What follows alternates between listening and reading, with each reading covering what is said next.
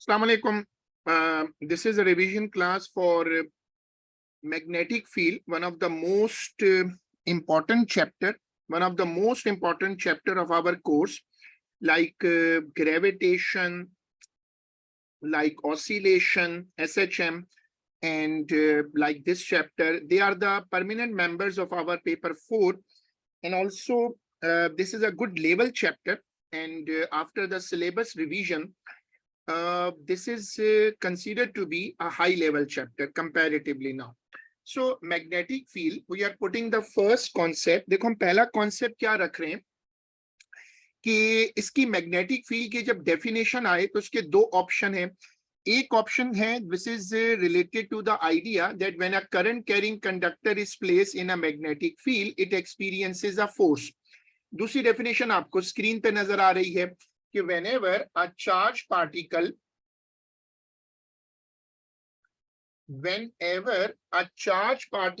moves,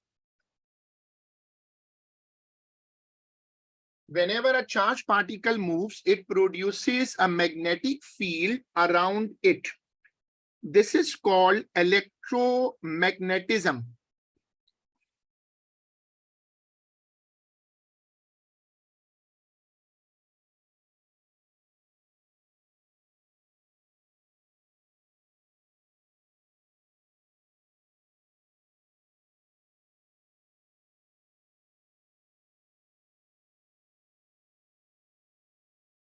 जो magnetic field है, मैंने उसकी दोनों डेफिनेशंस आपको दिखाई. दोनों में से आप पेपर में कोई एक लिख सकते हो. रिमेंबर कि पेपर में आप एग्जामिनर को कभी भी चॉइस नहीं देते. Like other force field, it is also invisible. So it is represented by imaginary lines of forces. Flux एक स्केलर क्वांटिटी है और हम इसको यूज क्यों करते हैं? Because we want to show the presence of a field.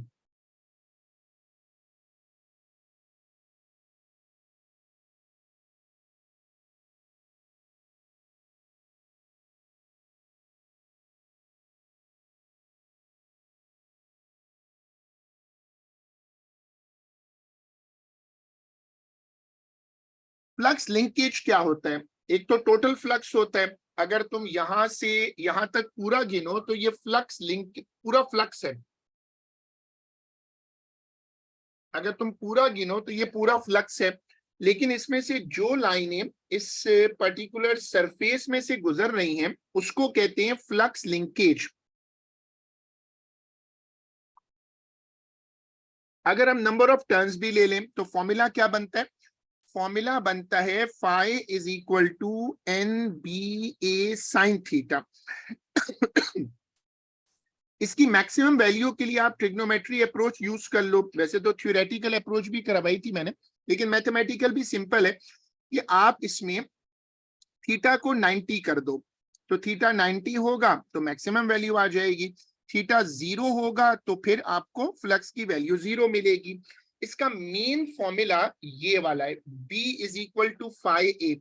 अगर आप यहाँ फाई को सब्जेक्ट बना लें तो इससे फिर फाई की डेफिनेशन भी बनती है, यानी फ्लक्स की डेफिनेशन इसी से बनती है. Flux is defined as the product of magnetic field and the area, cross-sectional area, जिसमें linkage है.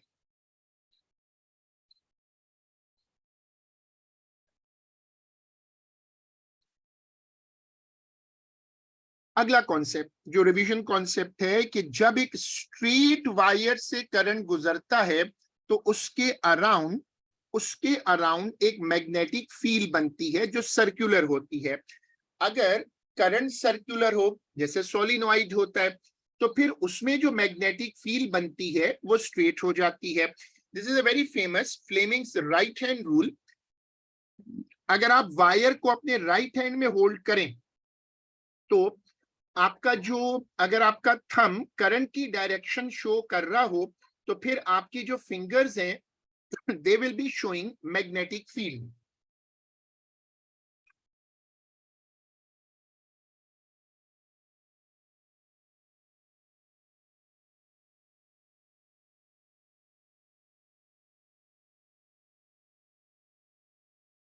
ठीक है, आपने इसको देख लिया. ये रिवीजन है इसका फर्स्ट पार्ट का।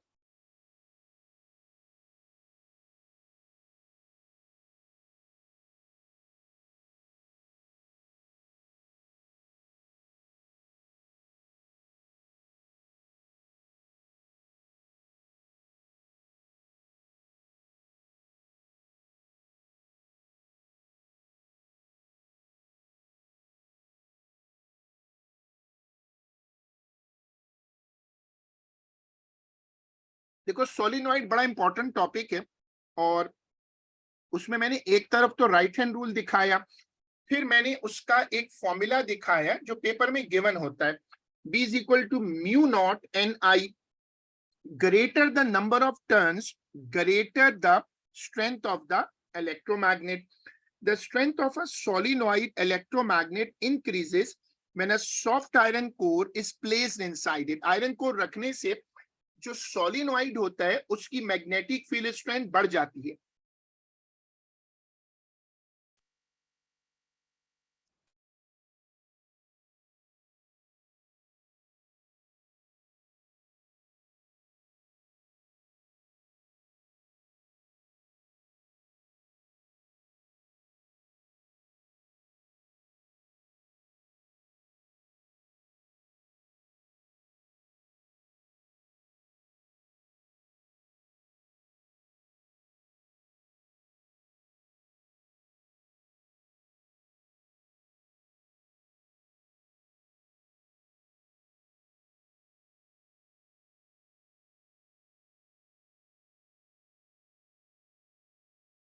सर्कुलर क्वाइल कभी कभी आता है, it's not a regular topic, it's originally a straight wire. हम उसको एक लूप बना देते हैं जैसे तारों का लूप बनता है ना, और मैग्नेटिक फील्ड जो है वो चूंकि दोनों साइडों पे करंट ऑपोजिट हो जाता है, तो इसमें जो मैग्नेटिक फील्ड बनती हैं वो दोनों तरफ ऑपोजिट होती हैं। फिर ये देखो formula,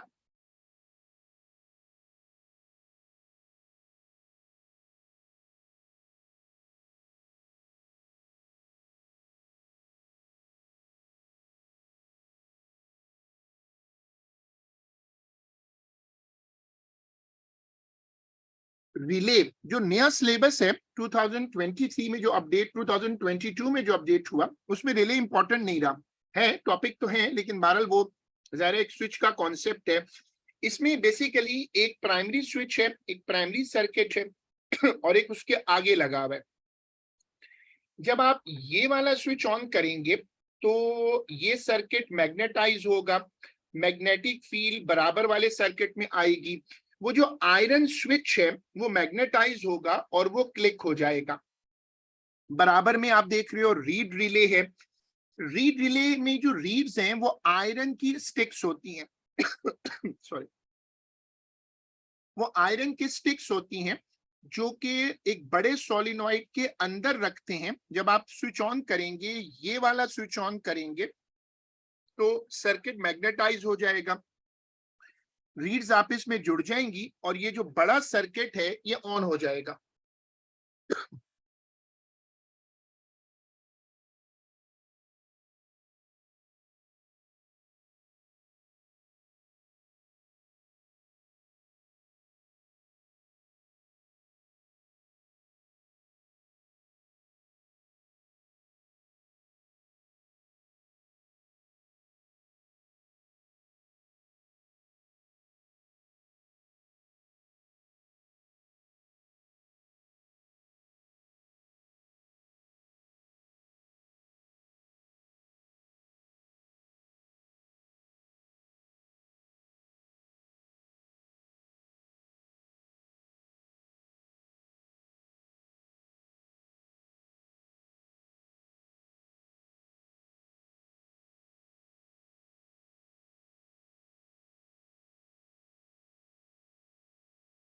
Now this is a very important topic in this chapter, force between current carrying conductors। अगर दो तारों में करंट एक ही डायरेक्शन में हो तो दोनों की मैग्नेटिक फील्ड मर्ज कर जाती है और उससे अट्रैक्शन बनती है।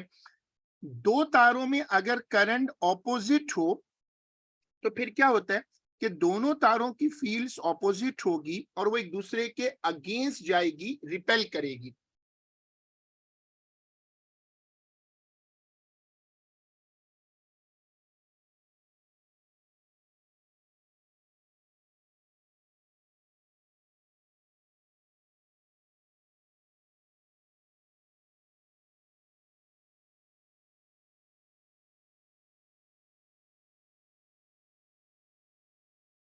Force on a current carrying conductor, ये इस चैप्टर का सबसे इंपॉर्टेंट कॉन्सेप्ट है।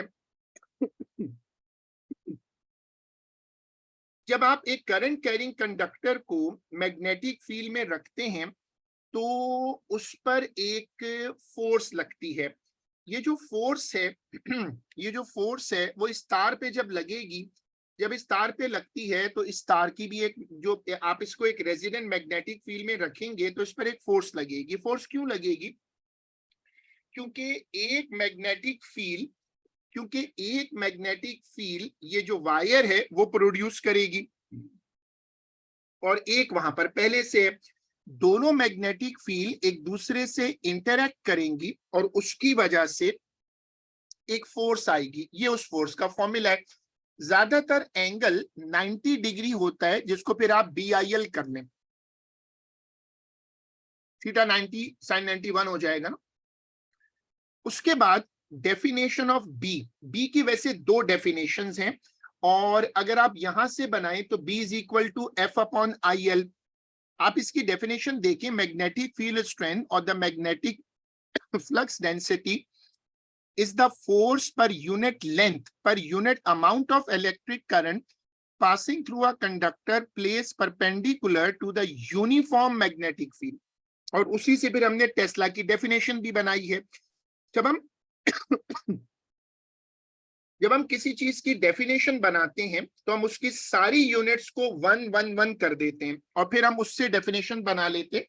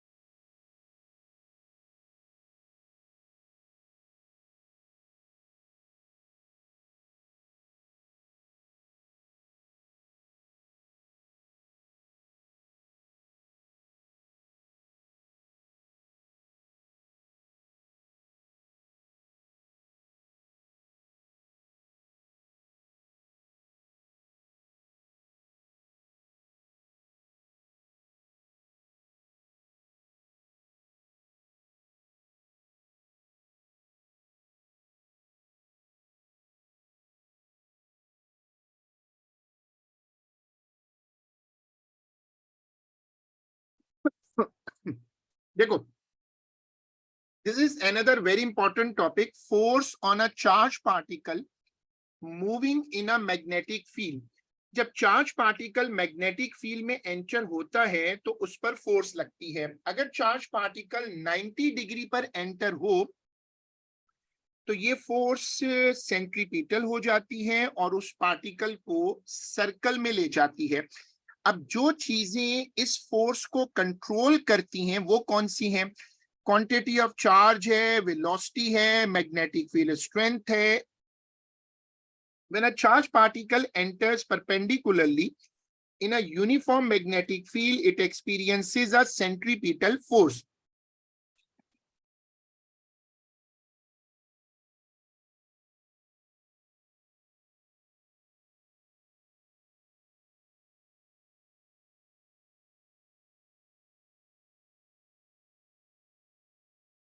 अब इसकी एक बड़ी मशहूर डेरिवेशन है और ये इस चैप्टर की सबसे इंपॉर्टेंट डेरिवेशन है कि आप मैग्नेटिक फील्ड की जो फोर्स है उसको सेंट्रीपिटल फोर्स के इक्वल कर दो। दोनों तरफ से एक एक जो v है वो कैंसिल हो जाएगा, थीटा को 90 करो और ये बन जाएगा, ये जो लिखा हुआ है Q अपॉन M, इसको कहते हैं चार्ज टू मास रेशो।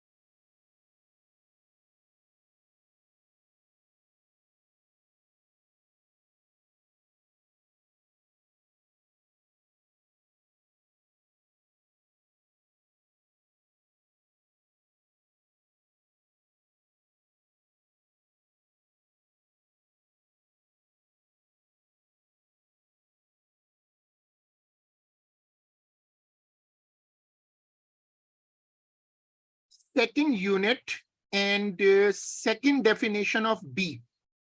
अब ये जो फॉर्मूला है ना F is equal to QVB sine theta वाला, इससे तुम B को सब्जेक्ट बना लो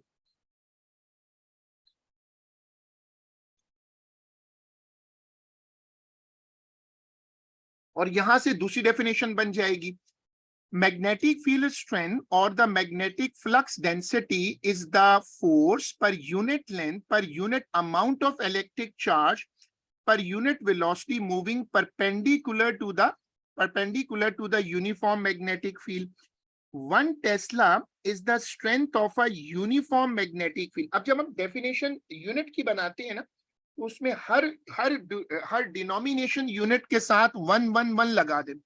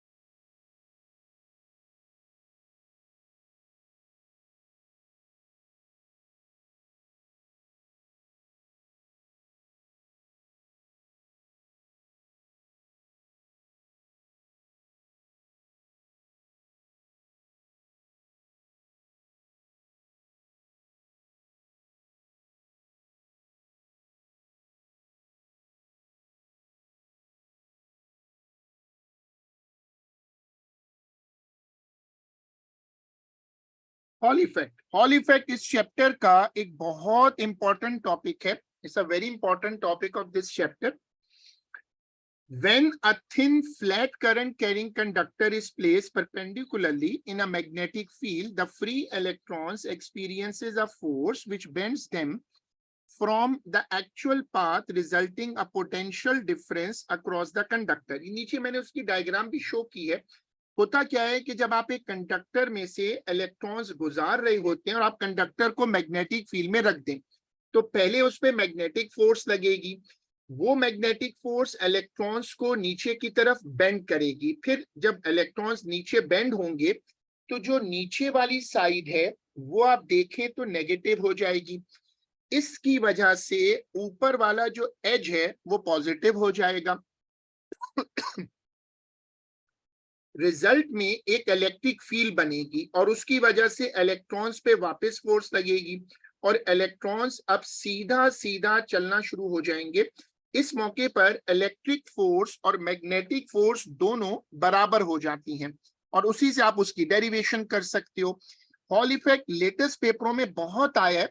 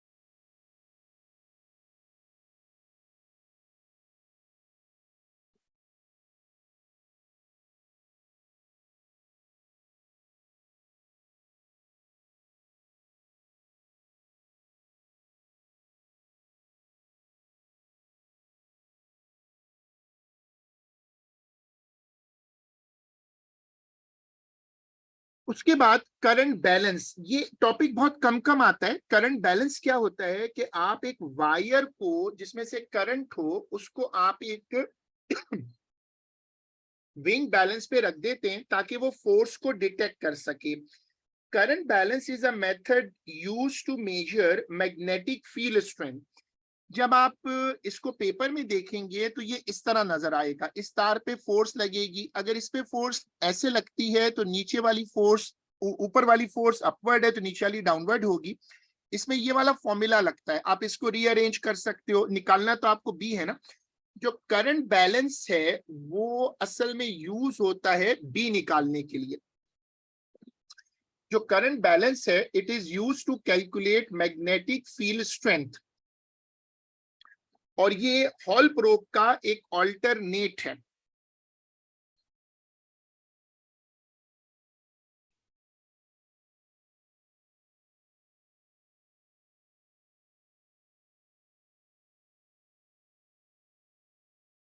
हमारे कोर्स में जो फील्ड्स हैं, फोर्स फील्ड तीन है, ग्रेविटेशनल, इलेक्ट्रिक और मैग्नेटिक हमारा कोर्स में। और इसमें बाज़ औक़ात ऐसा एक क्वेश्चन आ जाता है जिसमें दो फील्ड या कभी कभी तीनों फील्ड्स इन्वॉल्व होती हैं।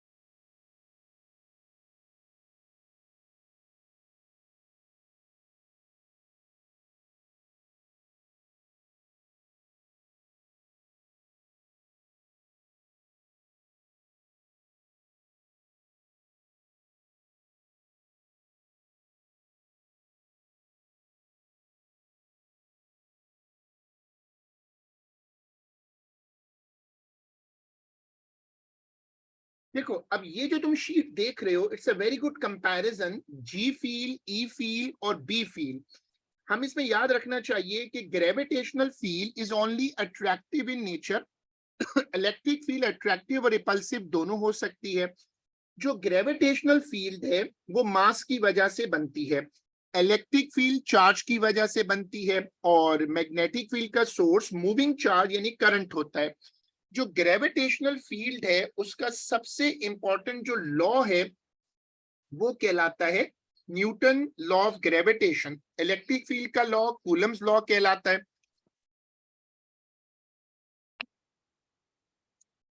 वहां पर मैग्नेटिक फील्ड में इस तरह का कोई लॉ तो नहीं है, लेकिन उस पर फोर्स बहरहाल लगती है। फिर ग्रेविटेशनल फील्ड स्ट्रेंथ, इसका फॉर्मूला होता है F/m। इलेक्ट्रिक में F/q, और यहां पर B is equal to phi/a बन जाता है।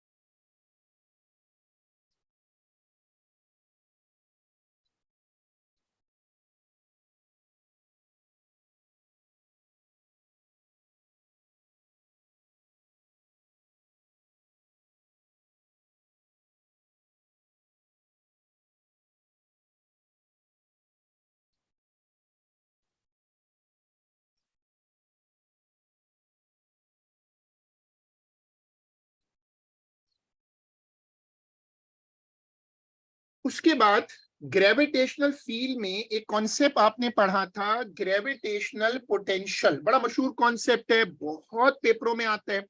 उसके कंपटीशन में यहाँ है इलेक्ट्रिक पोटेंशियल, लेकिन मैग्नेटिक फील्ड में ऐसा कुछ नहीं है। फिर ग्रेविटेशनल पोटेंशियल एनर्जी, उसके कंपटीशन में इलेक्ट्रिक पोटेंशियल एनर्जी। यहाँ ग्रेविटेशनल फील्ड में जो फोर्स लगती है दैट इज द वेट, और इलेक्ट्रिक में जो फोर्स लगती है वो QE है। यहाँ मैग्नेटिक में QVB साइन थीटा है। जो ग्रेविटेशनल फील्ड है उसमें अगर आप रुके हुए तब भी फोर्स लगेगी, इलेक्ट्रिक में रुके हुए हैं तो फोर्स लगेगी, मैग्नेटिक में अगर आप रुके हुए हैं तो फिर फोर्स नहीं लगेगी।